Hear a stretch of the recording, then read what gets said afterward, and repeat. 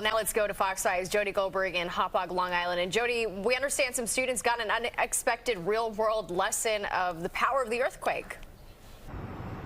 Oh man, it was exciting, a little unsettling depending on who you spoke to, but unfortunately, me and Jimmy McLaughlin, my photographer, we were on our way to an unrelated assignment. We didn't feel it, but for those who did, they had stories to share.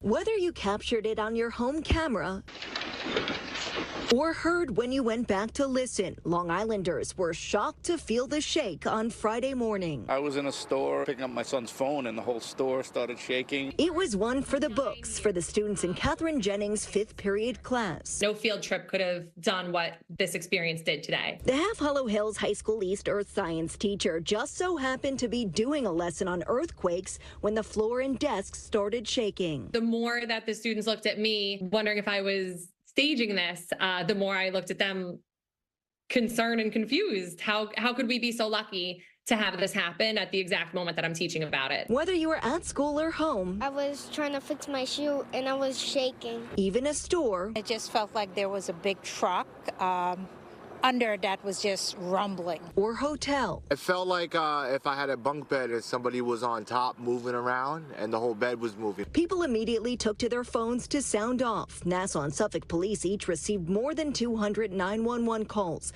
from those who were curious about the earthquake. Suffolk police did respond to a call minutes after it happened for a sinkhole in Huntington. It's unclear if it was related. No one was injured. And while some commercial buildings were briefly evacuated, officials had no reports of significant damage throughout Long Island. It's a strange experience.